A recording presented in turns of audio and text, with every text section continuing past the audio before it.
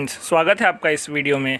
इसमें हम डिस्कस करने जा रहे हैं रेडियो एक्टिविटी के कुछ बहुत ही इंपॉर्टेंट क्वेश्चंस जिनका आने वाले नीट और जेईई एग्ज़ाम्स में काफ़ी हाई एक्सपेक्टेशन है रिपीट होने का, क्योंकि ये कॉन्सेप्ट्स काफ़ी बेसिक हैं और इनका क्वेश्चन आप गलत नहीं कर सकते। इसलिए मैं आपको कहूँगा कि आप जो प्रीवियस वीडियो था उसमें मैंने आपको सारे कॉन्सेप्ट्स एक बार अच्छे से रिवाइज़ कराए थे, उसे जाके आप पहले वॉच करें और उसके बाद आप इस वीडियो में आके क्वेश्चंस प्रैक्टिस कर सकते हैं। तो आइए बढ़ते हैं आज के पहले क्वेश्चन की तरफ। बहुत ही सिंपल से और बेसिक क्वेश्चन आते हैं इस टॉपिक से, लेकिन अगर आप इसमें गलती करेंगे तो ये आपका बहुत बड़ा लॉस हो सकता है, इसलिए आपको इसे अच्छे से प्रैक्टिस करके जाना चाहिए। सो फर्स्ट क्वेश्चन में पूछा गया है a radio active nucleus x, जैसे मैंने आपको इसका नोटेशन बताया था, एलिमेंट को एक्स से डिनोट करते हैं, नीचे उसका एटॉमिक नंबर और ऊपर उसका atomic mass number. Undergoes the spontaneous decay in the sequence, तो एक आपको न्यूक्लियर रिएक्शन दिया गया है, ऐसे एक डिके प्रोसेस हो रही है। The possible decay particles in the sequence are, तो यहाँ पे एक्स जो है वो कन्वर्ट हो जा रहा है बी में, और इसमें इसका जो एटॉमिक नंबर है 1 से डिक्रीज़ हो जा रहा है। तो आपको पता होगा कि ऐसा कौन सा प्रोसेस है जिसमें एटॉमिक नंबर 1 से डिक्रीज़ होता है, तो वो होता है बीटा प्लस डिके। ये आपको याद रखना होगा, और एक बार आप इसे याद कर लेंगे तो आप ऐसे बहुत सारे रिलेटेड क्वेश्चन सॉल्व कर पाएंगे, तो इसलिए आपके लिए बेनिफिशियल होगा कि आप इसे याद रखें। तो यहाँ पे जब z का वैल्यू -1 होता है तो यहाँ पे बीटा प्लस डिके होता है। तो यहाँ पर अगर आप ऑप्शन में देखेंगे सिर्फ फर्स्ट ऑप्शन में बीटा प्लस डिके दिया गया है। आगे का अगर हम और ऑप्शन चेक करेंगे तो यहाँ पे z -1 से z -3 यानी -2 हो रहा है, ये होता है अल्फ़ा डिके में। एंड देन z -3 से z -2 यानी एक इंक्रीज़ हुआ एज़ कम्पेयर टू c, तो यहाँ पे +1 हुआ है जो कि होता है बीटा माइनस डिके के केस में। तो ये 3 स्कीम आप याद रखिए। z का वैल्यू जब 1 से डिक्रीज़ होता है तो वो बीटा प्लस डिके होता है, जब 2 से डिक्रीज़ होता है तो अल्फ़ा डिके होता है, और जब 1 से इंक्रीज़ होता है तो वो बीटा माइनस डिके होता है। इसे आप याद रखिए, जब -1 होता है तो यहाँ पे बीटा प्लस, और जब यहाँ पे +1 होता है तो यहाँ पे बीटा माइनस, ये अपोजिट रहते हैं। अगर आप देखेंगे इन दोनों बीटा डिके के केस में तो यहाँ पे एटॉमिक मास नंबर में चेंजेस नहीं होते, लेकिन अगर आप अल्फ़ा डिके के केस में देखेंगे तो यहाँ पे एटॉमिक मास है वो भी डिक्रीज़ होता है बाय अ फैक्टर ऑफ 4। तो ये भी आप याद रखिए कि एटॉमिक मास 4 से डिक्रीज़ होता है in case of alpha decay, whereas in case of beta decay और gamma decay atomic mass change नहीं होता। नेक्स्ट क्वेश्चन अगेन एक प्रीवियस ईयर क्वेश्चन है जो कि जल्दी ही पूछा गया था नीट 2020 में। तो यहाँ पे हमें एक सिंपल सा एक बैलेंस्ड न्यूक्लियर रिएक्शन लिखना है डिके का, और हमें फाइंड आउट करना है कि वन ऑफ द प्रोडक्ट क्या होगा, इनमें से कौन सा इसमें से प्रोडक्ट होगा। तो uranium isotope is bombarded with a neutron, तो यानी लेफ्ट हैंड साइड पे होगा यूरेनियम 92 और यहाँ पे होगा 235 इसका एटॉमिक मास, और एक न्यूट्रॉन जिसका आप देखेंगे तो इसका एटॉमिक नंबर होता है 0 लेकिन एटॉमिक मास होता है 1। और लेफ्ट हैंड साइड पे अगर आप देखेंगे तो ये आपके रिएक्टेंट हो गया। राइट हैंड साइड पे आपको दिया गया है क्रिप्टॉन और 3 न्यूट्रॉन्स। तो क्रिप्टॉन का आप देखेंगे तो 89 इसका एटॉमिक मास हो गया और 36 इसका atomic number, plus 3 times neutrons यानी न्यूट्रॉन हो गया 0 1।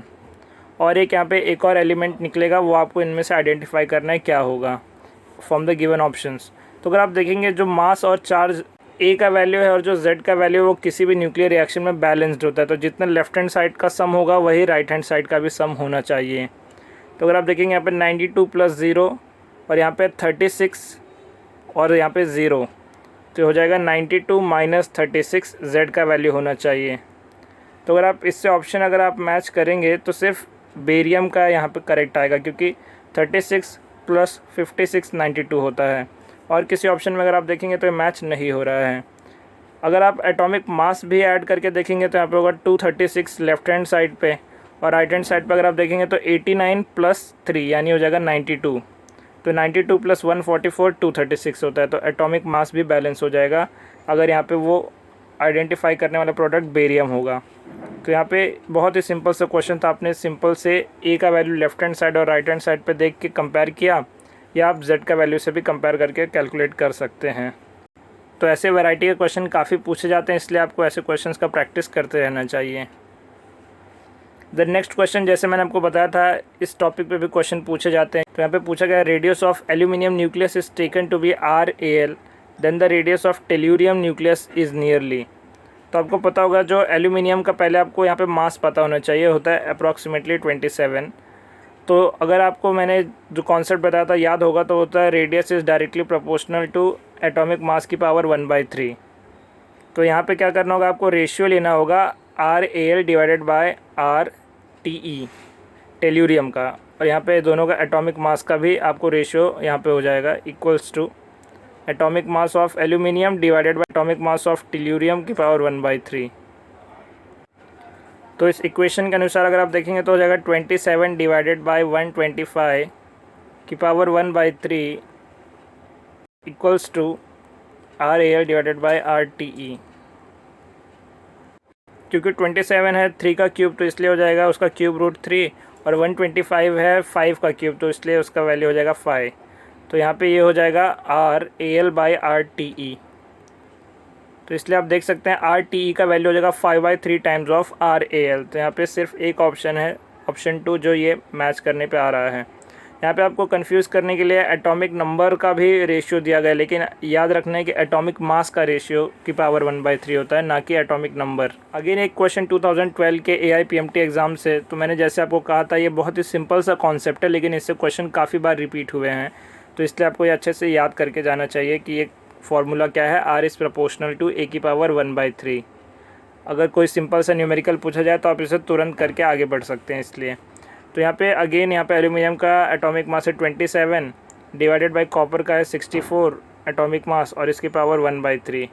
और एग्जामिनर आपको ऐसे वैल्यूज़ ज़्यादातर देगा जिसके परफेक्ट क्यूब रूट आपको मिल सके, क्योंकि आपको एग्ज़ाम हॉल में कैलकुलेटर तो अलाउड नहीं है, तो हो सकता है आप क्यूब रूट लेने में उतने कैपेबल ना हो, तो इसलिए आपको ऐसे परफेक्ट क्यूब वाले नंबर से ज़्यादातर मिलेंगे। तो यहाँ पर हो जाएगा R aluminium divided bye R copper. तो इस इक्वेशन से मैं R कॉपर का वैल्यू मिल जाएगा 4/3 टाइम्स R एल्यूमिनियम, क्योंकि 4 का जो क्यूब होता है 64 और 3 का क्यूब होता है 27।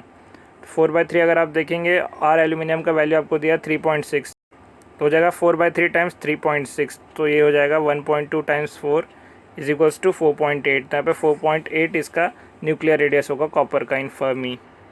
अगेन बहुत ही सिंपल सा एक न्यूमेरिकल क्वेश्चन आपको बना के पूछ लिया गया। एक और क्वेश्चन आया था AIPMT 2008 में, तो यहाँ पे पूछा गया 2 nuclei have their mass numbers in the ratio of 1/3, the ratio of their nuclear densities would be. तो ये क्वेश्चन रिपीट होने का चांस है, तो इसे आपको याद रख के जाना चाहिए। मैंने आपको प्रीवियस वीडियो में बताया था कि ये एक कॉन्सेप्चुअल क्वेश्चन है और बहुत लोग इसे कैलकुलेट करने में गलती कर देते हैं, क्योंकि जो डेंसिटी होती है वो ऑलमोस्ट कॉन्स्टेंट होती है। तो आप अगर कॉम्पिटिटिव एग्जाम के लिए इसे याद रखेंगे तो कांस्टेंट ही होते हैं सारे न्यूक्लियस के लिए, तो ये 1:1 होगा, क्योंकि दोनों का जो डेंसिटी होगा सेम होगा।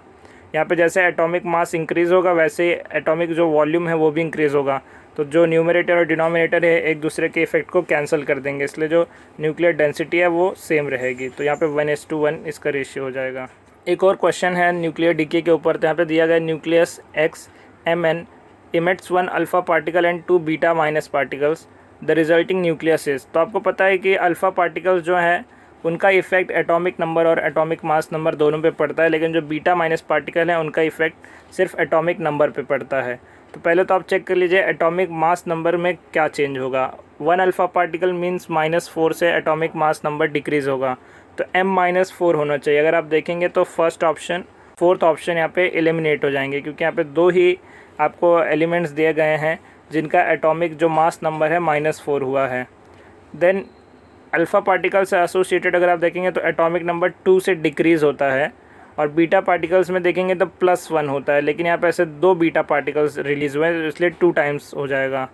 तो -2 + 2 0, यानी यहाँ पे जो एटॉमिक नंबर है वो 0 से चेंज हुआ, यानी सेम रहेगा, लेकिन जो एटॉमिक मास नंबर है वो 4 से डिक्रीज़ होगा। तो इसका करेक्ट ऑप्शन हो जाएगा ऑप्शन 2।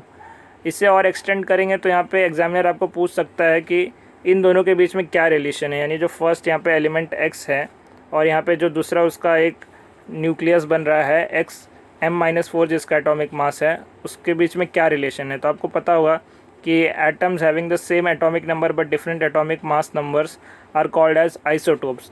तो ये मैंने आपको प्रीवियस वीडियो में बताया भी था कि आपको ऐसे क्वेश्चन पूछे जा सकते हैं कि ट्रांसफॉर्मेशन होने के बाद इन दोनों के बीच में क्या रिलेशन है। तो यहाँ पे आइसोटोप फॉर्मेशन हो रहा है, तो बहुत ही सिंपल सा क्वेश्चन और इससे रिलेटेड क्वेश्चन आ सकता है, इसलिए आप इसे याद रखिए। एक और क्वेश्चन AIPMT 2009 से, तो यहाँ पे हमें लेफ्ट हैंड साइड पे XAZ दिया गया है, उससे Y प्रोडक्ट बन रहा है, फिर उससे B और अगेन B एलिमेंट ही बन रहा है। तो यहाँ पे देखते हैं क्या क्या ट्रांसफॉर्मेशन हो सकते हैं। तो X से अगर आप देखेंगे तो एटॉमिक मास जो है वो सेम रहेगा, लेकिन एटॉमिक नंबर जो है वो 1 से इंक्रीज़ हो रहा है। तो ये मैंने आपको बताया था बीटा माइनस डीके में होता है, एटॉमिक नंबर 1 से इंक्रीज़, तो यहाँ पे ऑप्शन 4 और ऑप्शन 2 एलिमिनेट हो गए। देन नेक्स्ट में क्या हो रहा है, एटॉमिक जो मास है वो 4 से डिक्रीज़ हो रहा है और एटॉमिक जो नंबर है वो 2 से डिक्रीज़ हो रहा है, क्योंकि Z+1 -2 हो जाएगा Z-1, तो यहाँ पे 2 से एटॉमिक नंबर डिक्रीज़ हो रहा है, तो इसलिए ये होगा अल्फ़ा डीके का कैरेक्टरिस्टिक। तो यहाँ से अगर आप देखेंगे फर्स्ट ऑप्शन करेक्ट है। अगर आपको ये वाला स्टेप भी चेक कर रहे हैं तो आप देख सकते हैं क्योंकि यहाँ पे atomic number atomic mass number दोनों में भी चेंजेस नहीं आ रहे, तो इसलिए ये गामा डीके होगा, तो ये हो जाएगा ऑप्शन 1 इसका करेक्ट। नेक्स्ट क्वेश्चन में पूछा गया, the number of beta particles emitted by a radio active substance is twice the number of alpha particles emitted by it, the resulting daughter is a. तो ये एक सिमिलर क्वेश्चन मैंने थोड़ी देर पहले आपको डिस्कस करके बताया था कि जब भी अल्फ़ा पार्टिकल एमिट होता है तो वहाँ पे -2 होता है एटॉमिक नंबर और जो एटॉमिक मास नंबर है वो डिक्रीज़ होता है 4 से। लेकिन अगर आप बीटा पार्टिकल के केस में देखेंगे तो जो एटॉमिक नंबर है 1 से इंक्रीज़ होगा, लेकिन एटॉमिक मास इफेक्ट नहीं होगा, यानी यहाँ पे 0 से चेंज होगा। तो यहाँ पे क्वेश्चन में दिया गया है कि twice the number of alpha particles, यहाँ पे बीटा पार्टिकल्स निकल रहे हैं, यानी ये 2 टाइम्स मल्टीप्लाई हो जाएगा। तो इसका जो रिजल्टेंट एटॉमिक नंबर होगा वो बिल्कुल भी चेंज नहीं होगा, लेकिन जो एटॉमिक मास नंबर है वो चेंज होगा। तो अगेन ये एक सिंपल सा डेफिनेशन है आइसोटोप्स का, तो same atomic number but different atomic mass number, तो ये इसका करेक्ट डेफिनेशन हो जाएगा आइसोटोप ऑफ द पेरेंट। बहुत ही सिंपल सा कंसेप्चुअल क्वेश्चन और रिपीट भी किया गया है ये। तो फ्रेंड्स, आशा करता हूँ आपको ये वीडियो काफ़ी अच्छा लगा होगा। अगर आपको ऐसे और वीडियोस चाहिए अलग अलग टॉपिक पे ताकि आप तुरंत रिवाइज करके एग्ज़ाम के लिए रेडी हो सकें, तो आप इस चैनल को ज़रूर सब्सक्राइब करिए और इस वीडियो को लाइक करके अपने फ्रेंड्स के साथ भी ज़रूर शेयर करिए। कमेंट करिए आपको कौन सा क्वेश्चन सबसे अच्छा लगा, और मिलता हूँ मैं आपसे अगले वीडियो में। Till then keep studying and keep doing hard work. Thank you.